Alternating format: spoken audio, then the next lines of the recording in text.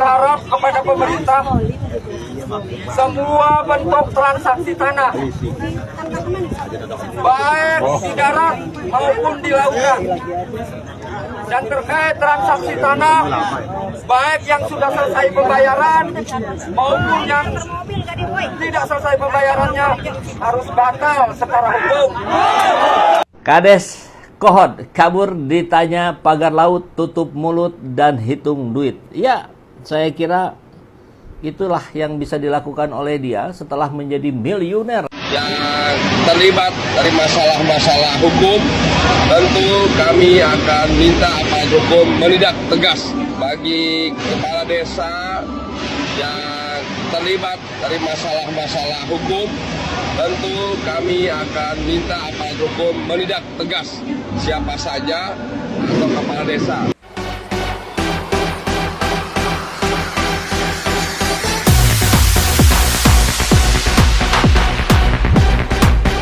Assalamualaikum warahmatullahi wabarakatuh. Jumpa lagi dengan channel saya Fandel Official. Kali ini saya akan mereaction sebuah kasus pagar laut yang hingga kini belum juga usai ya guys.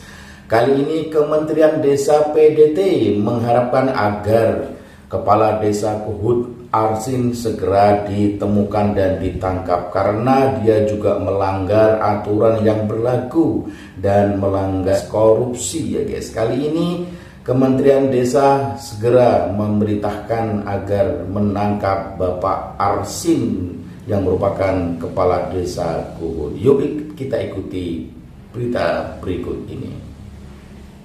Yang terlibat dari masalah-masalah hukum, tentu kami akan minta aparat hukum menindak tegas bagi kepala desa yang terlibat dari masalah-masalah hukum.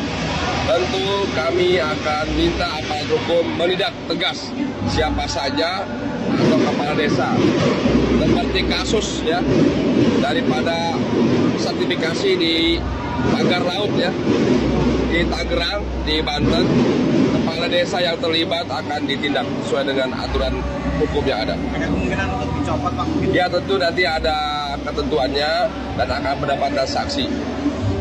Ajak Anda, Saudara, untuk melihat penelusuran dari jurnalis Kompas TV Benediktus Aditya dan Bodia Vimala yang mencoba untuk mengklarifikasi sejumlah isu kepada Kepala Desa Kohot Arsin. Salah satu yang ditemukan tim liputan yang menjadi sorotan adalah mobil mewah milik Kades Kohot Arsin di kediamannya. Kita simak.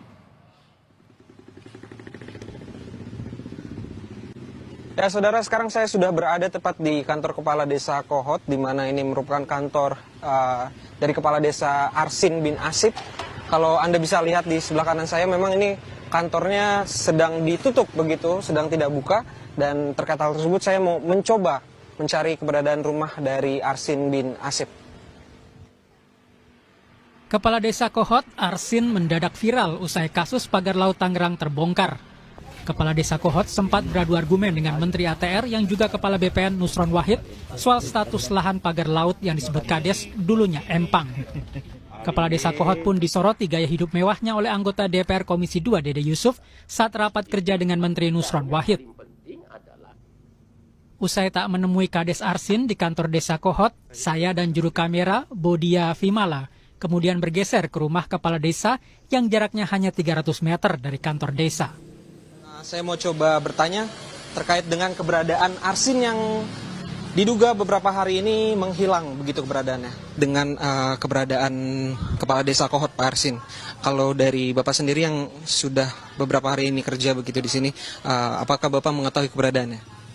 Ya kalau keberadaan Bapak Lurah Arsin untuk sekarang saya belum tahu ya. Karena tadi saya juga ketemu, itu sekitar jam 9, kebetulan beliau mau berangkat. Dia bilang, Bang saya berangkat dulu. Ya udah Pak, kasih hati-hati. Itu. Terus juga emang apa yang diberitakan oleh media itu bahwa Pak Lurah Arsin itu kabur. Itu adalah berita yang nggak benar.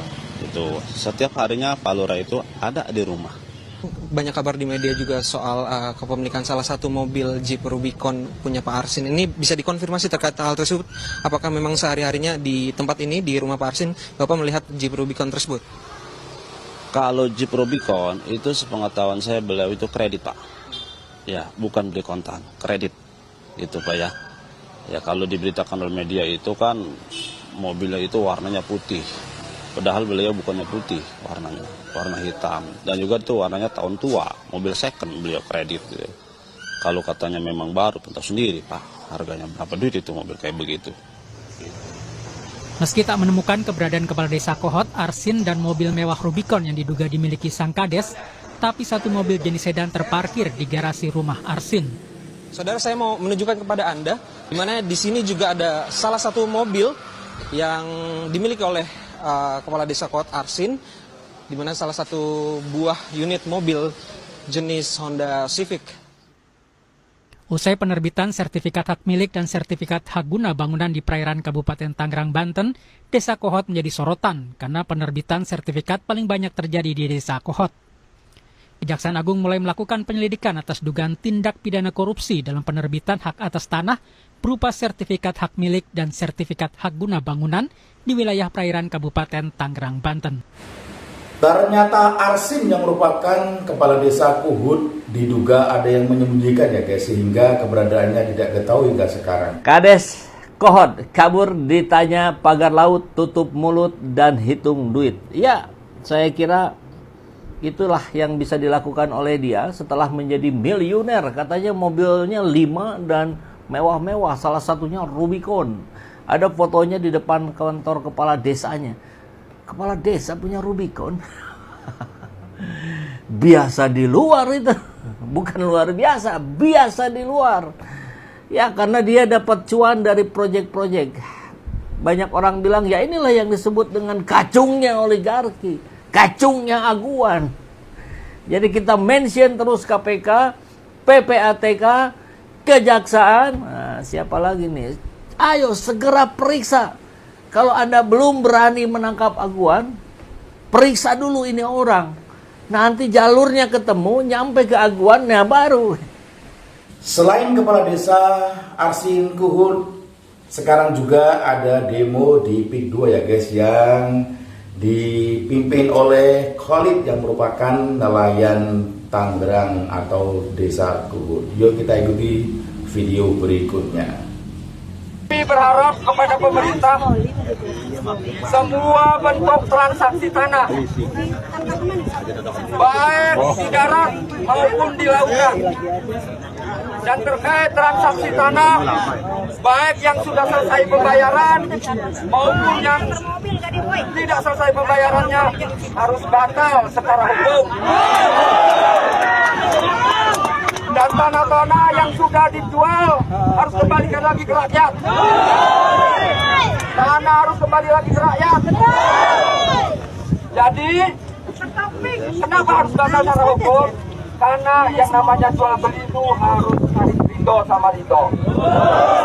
Lalu harus ikhlas sama ikhlas. Tidak boleh ada pemaksaan, gaya-gaya Belanda, gaya-gaya pembunuhan sungai, kemudian hebatnya tidak produktif. Dari penayangan video tadi, berharap agar mafia-mafia tanah ataupun maklar-maklar tanah yang sifatnya merugikan rakyat segera dihukum ya guys, dan diusut tuntas, dan berharap agar negara kesatuan Republik Indonesia ini semakin jaya dan para pejabatnya memihak kepada rakyatnya. Oke? Tetap semangat selalu. Maksudmu apa? Kan saya sudah sampaikan apa adanya. Selama terbitnya itu belum usia 5 tahun, kami bisa batalkan tanpa proses dan perintah pengadilan. Masih belum jelas. Ia terus dicecar dengan narasi publik bahwa pemerintah baru bertindak setelah kasus ramai. Gini. Namanya orang melanggar itu bisa terjadi di mana-mana. Saya sebagai menteri juga baru tahu kejadian ini setelah kami cek. Nusron berdalih jumlah sertifikat di Indonesia mencapai 120 juta bidang, tak mungkin dicek satu persatu. Karena yang namanya sertifikat di Indonesia ini jumlahnya ada 120 juta bidang. Bagaimana mungkin kita bisa ngecek satu persatu 120 juta? Karena itu saya menyatakan terima kasih kepada masyarakat yang ngasih tahu. Saat ditanya apakah pihak yang mengeluarkan sertifikat laut akan diproses hukum, ia bertambah emosi. Masih belum dengar tadi penjelasan saya. Semua akan kita panggil, akan kita yang masih menjabat, yang masih kewenangan kami, kemudian kita panggil. Kan saya jelaskan semua tadi.